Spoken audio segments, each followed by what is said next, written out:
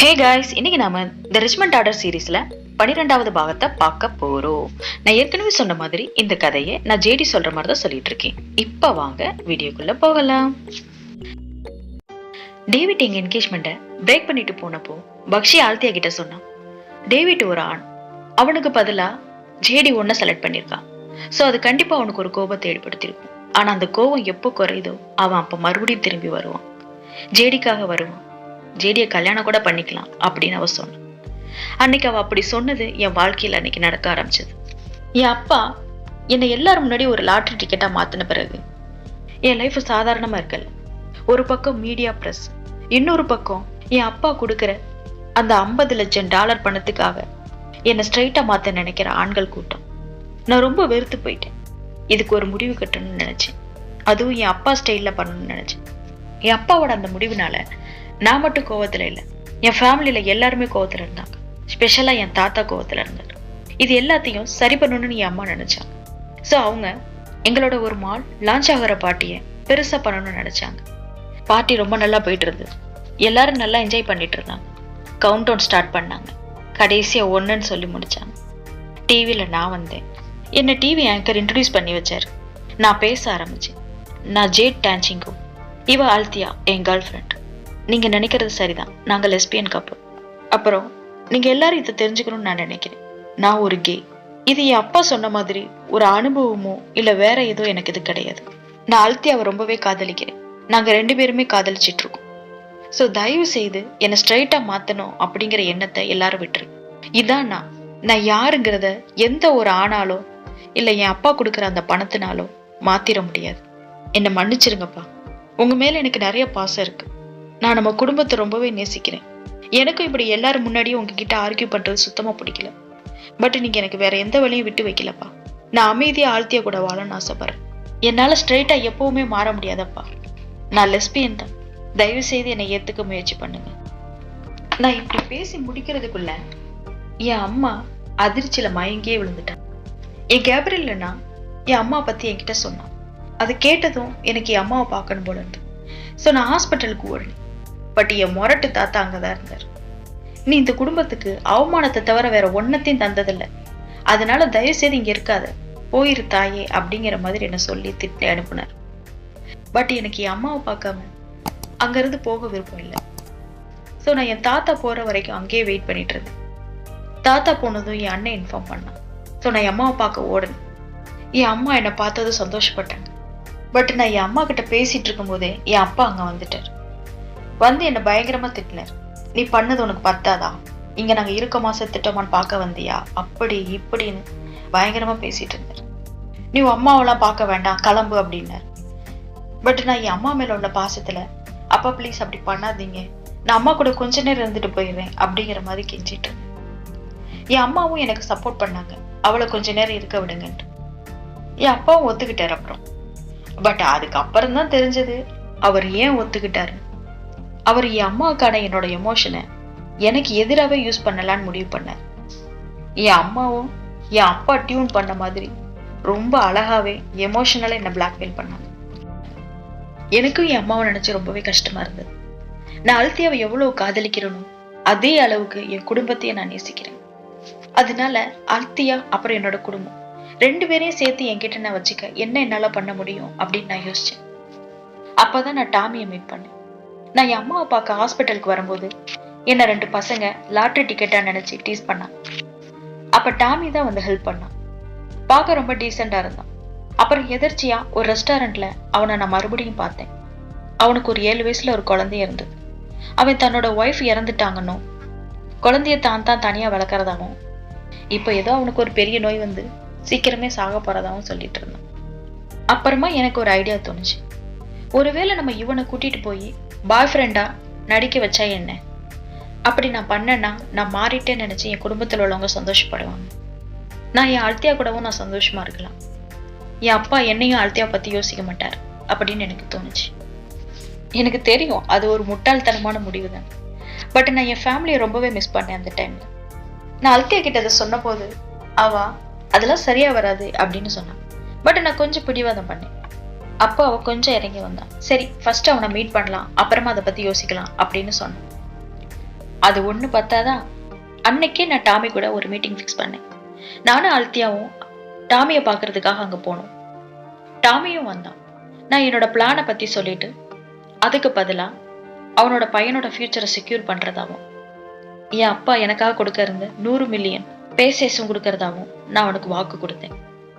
அப்படி நான் சொல்லிட்டு இருக்கும் போதே ஆல்த்தியா, ஜேடி கொஞ்சம் வெயிட் பண்ணு, நான் உங்ககிட்ட கொஞ்சம் பேசணும் அப்படின்னு சொன்னான். நான் சொல்லு அப்படின்னேன். பட் கரெக்டா அந்த டைம்ல சாலி அங்க வந்திருந்தான். ஆக்சுவலா எனக்கும் சாலிக்கும் கொஞ்சம் மிஸ் அண்டர்ஸ்டாண்டிங் இருந்தது. ஸோ அதை நான் கிளியர் பண்றதுக்காக அவ பின்னாடி ஓடிட்டேன். நான் திரும்பி வரும்போது ஆல்த்தியாவும் டாமியும் பேசிட்டு இருந்தாங்க. ஸோ எல்லாம் செட் ஆயிருக்கும் அப்படின்னு நான் நினைச்சேன். டாமி கிட்ட கேட்டேன், உங்களுக்கு இந்த டீலுக்கு ஓகேவா அப்படின்னு. அவன் ஏதோ ஒரு பெரிய தியாகம் பண்ற மாதிரி, எனக்கு இதுல விருப்பம் இல்லைனாலும் என் பையனோட ஃபியூச்சருக்காகவும் உங்களுக்காக நான் ஒத்துக்கிறேன் அப்படின்னு சொன்னான். மாட்டு மண்டையன், நான் ஏன் சொன்னேன்னு உங்களுக்கு தெரியும். அவன் ஓகே சொல்லிட்டு கிளம்புனதும் நான் ஆல்த்தியா கிட்ட கேட்டேன், ஆல்த்தியா உனக்கு ஓகே தானே அப்படின்னு. பட் அவ ஏதோ பயத்திலையும் படப்படப்பிலையும் இருக்கிற மாதிரி இருந்தது. நான் இந்த பிளானை பத்தி அவ பயப்படுறாளோ அப்படின்னு நினைச்சு எல்லாம் சரியாயிரும் அப்படிங்கிற மாதிரி சொன்னேன்.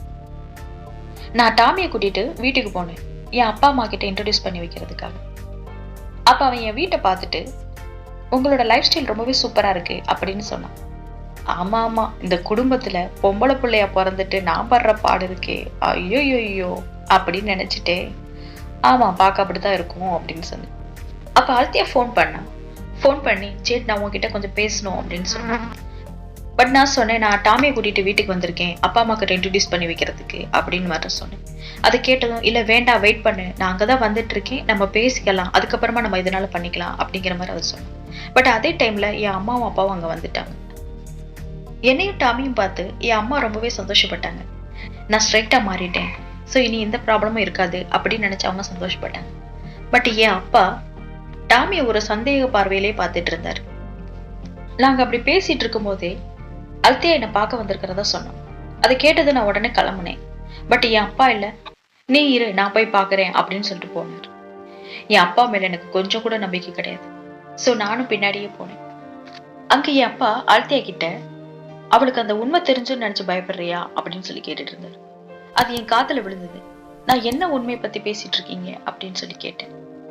அப்ப என் அப்பா சொன்னார், ஜெடி நீ என்ன முட்டாள் நினைச்சியா? நீ பாய் ஃப்ரெண்டுன்னு ஒருத்தனை கூட்டிட்டு வந்தியே, அவன் யாருன்னு தெரியுமா? அவன் ஆல்த்தியாவோட எக்ஸ் ஹஸ்பண்ட் அப்படின்னு சொன்னார். அப்பதான் எனக்கே தெரியும் ஆல்த்தியாக்கு ஆல்ரெடி கல்யாணம் ஆயிருக்கு அப்படிங்கிறது. அது எனக்கு ரொம்பவே அதிர்ச்சியா இருந்தது.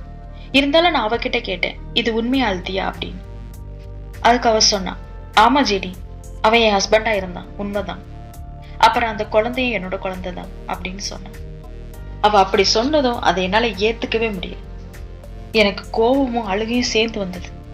அவ எனக்கு துரோகம் பண்ணிட்ட மாதிரியே தோணுச்சு. என் அப்பா அந்த சூழ்நிலையை அவருக்கு சாதகமா அன்னைக்கு பயன்படுத்திக்க நினைச்சார். இன்னும் கொஞ்சம் கொளுத்தி போட்டார். ஆல்த்தியாவும் டாமியும் ஒண்ணு சேர்ந்துதான் நம்மளோட பணத்துக்காக இப்படி பண்ணாங்க அப்படின்னு சொன்னார்.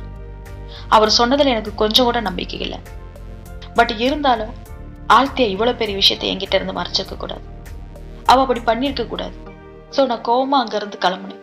ஆல்த்தியா என் பின்னாடியே வந்தான். என்கிட்ட மன்னிப்பு கேட்டான். பட் நான் அவளை திட்டுனேன். நீ இதை பத்தி முன்னாடியே என்கிட்ட சொல்லி இருந்திருக்கணும். அட்லீஸ்ட் நான் அவனை இன்ட்ரடியூஸ் பண்ணும் போதாவது நீ சொல்லி இருந்திருக்கணும். அப்ப கூட நீ அவனை தெரியாத மாதிரி தானே நடிச்ச அப்படின்னு சொல்லி கேட்டு திட்டுனேன். அப்ப ஆல்த்தியா, ஒருவேளை நான் உன்கிட்ட சொன்னா என் குழந்தை என்னை பார்க்க விட மாட்டேன்னு சொல்லி என்னை பிளாக்மெயில் பண்ணா ஜேடி, அதனாலதான் என்னால சொல்ல முடியல. ஸோ அப்போ கொஞ்சம் நான் தடுமாறிட்டேன். பட் அதுக்கப்புறம் நான் அதை சொல்லதான் உனக்கு கால் பண்ணிட்டே இருந்தேன். அப்புறம் அதை தடுக்க தான் நேர்லயும் வந்தேன் ஜேடி அப்படின்னு சொன்னேன். பட் என்னால அதை ஏத்துக்கவே முடியல. என்னை தனியா இருக்க விட ஆல்த்தியா, இதுக்கு மேல நம்ம இதை பத்தி பேச வேண்டாம் அப்படின்னு சொல்லிட்டு நான் கோவமா கிளம்பிட்டேன். என் அப்பா பால் அண்ணா கிட்ட லெக்சர் எடுத்துட்டு இருந்தார். பாத்தியா பால், இந்த ஹோமோசெக்சுவல் ரிலேஷன்ஷிப்ல நல்லதுன்னு எதுவுமே கிடையாது, அது எப்பவுமே தப்பாதான் போய் முடியும் அப்படின்னு சொன்னார். அதுக்கு என்ன சூப்பரா சொன்னான், ஏன்பா இந்த ஸ்ட்ரைட் பர்சன் லைஃப்ல எந்த தப்பும் நடக்கிறதே இல்லையா என்ன, அப்ப டிவோர்ஸ் எல்லாம் எதுக்குப்பா நடந்துட்டு இருக்கு அப்படின்னு சொல்லி கேட்டான். இது செக்ஷுவல் ஓரியன்டேஷன் பத்தின விஷயமே கிடையாதுப்பா அப்படின்னு சொல்லி சிரிச்சான். அதுக்கு என் அப்பா, இதெல்லாம் பத்தி பேசி பேசி எனக்கு பிபி தாண்டா அதிகமாகுது உங்ககிட்ட அப்படின்னு சொல்லிட்டு புலம்பிட்டே போயிட்டார். ஆல்த்தியா பத்தி எனக்கு தெரிஞ்சதுக்கு அப்புறம் எனக்கு ஆல்த்தியா கூட இருக்கிறதுல கொஞ்சம் யோசிக்கணும்னு தோணுச்சு. எனக்கு டைம் தேவைப்பட்டுச்சு. ஸோ அதனால நான் என்னோட திங்ஸ் எல்லாம் எடுக்கிறதுக்காக அங்கே ஆல்த்தியா கிட்ட போனேன். அப்போ ஆல்த்தியா என்னை கன்வின்ஸ் பண்ண ட்ரை பண்ணான். ஜேட், நான் சொல்றதை நம்பு. நான் இது எல்லாமே உன்கிட்ட சொல்லணும்னு தான் நினைச்சேன்.